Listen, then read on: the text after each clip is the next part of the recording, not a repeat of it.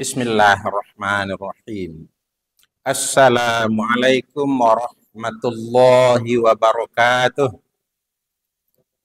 Alhamdulillah wassalatu wassalamu ala Rasulillah.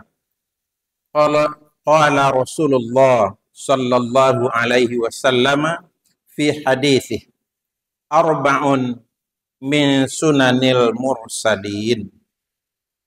Bapak-bapak, ibu-ibu rahmatullah, sidang salat zuhur yang dimuliakan oleh Allah. Pada kesempatan zuhur ini disampaikan kepada kita bersama uraian dari satu hadis Nabi yang cukup pendek. Nabi menyatakan dalam hadis sahih riwayat Imam Ahmad, Abu Daud, At-Tirmidzi dan Ibnu Majah, arba'un min sunanil mursalin. Ada 4 hal yang menjadi sunnah bagi semua Rasul.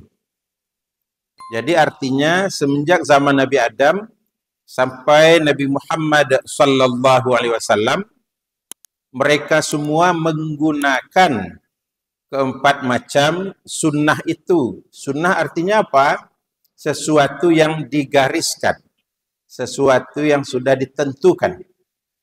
Maka ada 4 hal yang digariskan oleh para Rasul untuk diikuti oleh umat mereka masing-masing. Yang pertama kata Nabi adalah al-hinna, menggunakan inai. Al-hinna, menggunakan inai. Inai itu gunanya adalah untuk mencelup, untuk mewarnai rambut yang sudah ubanan, yang sudah putih warnanya, tidak lagi hitam. Maka tidak boleh digunakan selain daripada inai, karena itu bukan sunnah para Rasul. Baik itu misalnya merek-merek tertentu atau cat-cat rambut yang produk fabrik yang telah mencampurkan dengan zat-zat kimia tertentu untuk membuat rambut hitam. Padahal uban itu dihitamkan termasuk salah satu larangan Nabi. Dilarang keras itu oleh Nabi. Jadi memakai inai bukan lalu berubah jadi warna hitam pekat, bukan. Kalau hitam pekat dipastikan itu karena memakai cat rambut itu, yang sudah pakai zat kimia tertentu itu. Nabi ketika bertemu dengan ayah kandung dari Abu Bakar As-Siddiq radhiyallahu an, nampak oleh Nabi bahwa rambutnya sudah putih semua. Maka Nabi lalu bersabda kepada ayah dari Abu Bakar As-Siddiq radhiyallahu an, "Ghayyir hadza wa jannibi sawad." Ubahlah warna uban ini tapi hindari warna hitam. Jannib, hindari, jauhi. Oleh karenanya lah kita tidak usah latah, tidak usah ikut-ikutan menggunakan cat rambut. Gunakan sunnah semua Rasul, itu memakai inai, daun inai yang asli itu daun, bukan yang produk dari fabrik yang sudah dicampur dengan berbagai zat kimia. Apalagi kalau misalnya dalam campuran zat kimia itu terdapat pula bahan-bahan yang berasal dari hewan. Seperti apapun mengolahnya, dia tetap najis. Tidak boleh dibawa sholat. Sementara kalau rambut dicat, air dipastikan tidak membasahi rambutnya.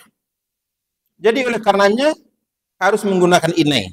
Akhiri, sudahi menggunakan cat rambut dan bertaubat kepada Allah Subhanahu wa taala kalau selama ini menggunakan cat rambut.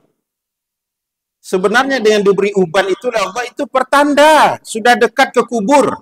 Perbanyak ibadah, hindari perbuatan dilarang agama, bukan malah menghitamkan rambut. Itu yang pertama. Yang kedua kata Rasulullah, at-ta'atur, menggunakan parfum. Itu sunnah semua Rasul. Jadi tidak boleh kita alergi, tidak suka, benci terhadap parfum. Oleh karena itu sunnah semua Rasul. Cuma parfum itu dibedakan oleh Rasulullah antara yang digunakan oleh laki-laki muslim dengan yang digunakan oleh perempuan muslimah. Kalau untuk laki-laki muslim, itu kata Nabi, parfum itu menonjol aromanya dan tidak menonjol warnanya. Sebaliknya pada perempuan, parfumnya menonjol warnanya, tidak menonjol aromanya. Jangan sampai terbalik. Aromanya sangat menyengat. Itu tidak boleh perempuan muslimah menggunakannya. Jadi yang betul-betul sangat lembut aromanya, itu yang boleh untuk umat Nabi yang bernama perempuan muslimah itu. Bukan malah yang sangat menyengat aromanya itu. Bahkan Nabi katakan apa? Kalau salah guna parfum oleh perempuan, dengan memakai parfum itu dia berharap pujian dari orang-orang yang dilewatinya, maka Nabi bersabda, ayyuma mra'atin ista'tarat famarrat ala qaumin liyajidu mirihiha fahiya zaniyah.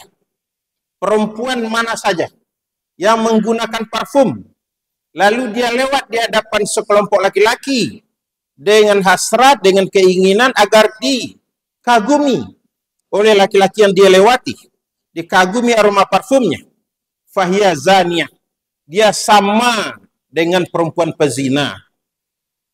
Dia bukan pezina, tapi sama dengan perempuan pezina, yaitu mengharapkan kekaguman laki-laki kepada dirinya. Bapak Ibu rahmatullah, jadi hati-hati kita jadi umat Nabi. Ada aturan-aturan tidak boleh kita langkahi yang diatur oleh agama dalam hadis Nabi. Dan hadis Nabi itu wajib kita pegang, karena syahadat kita tidak sah bila hanya kepada Allah, dalam arti bila hanya berpegang kepada Al-Quran, tidak mau berpegang pada sunnah. Padahal sunnah itu adalah dari orang yang kita bersyahadat kepada beliau. 9 kali kita bersyahadat sehari semalam kepada beliau dalam sholat-sholat kita. Sholat fardu saja. Apalagi ditambah dengan sholat-sholat sunat. Sidang sholat zuhur rahimakumullah. Yang ketiga, an-nikah. Menikah.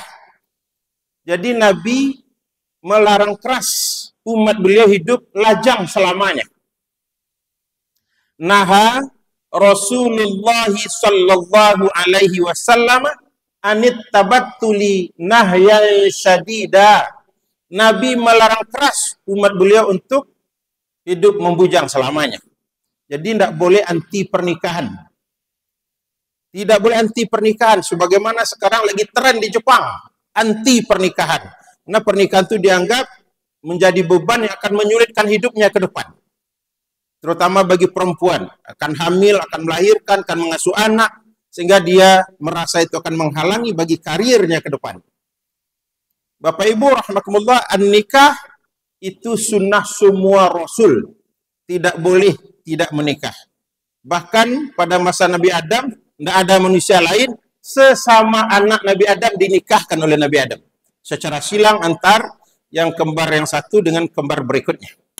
Jadi dengan begitu, nikah itu semenjak zaman Nabi Adam sampai Nabi Muhammad adalah sunnah. Tidak boleh kita lalu tidak mengatakan bahwa itu sunnah. Sunnah di sini bukan sunat. Sunat itu bahasa fikih. Ini sunnah, garisan, ketentuan Nabi kita yang harus kita perpegangi. Bapak Ibu, keterbatasan waktu mengharuskan kita mengakhiri. Ini saja dulu disampaikan. Terima kasih. Wassalamualaikum warahmatullahi wabarakatuh.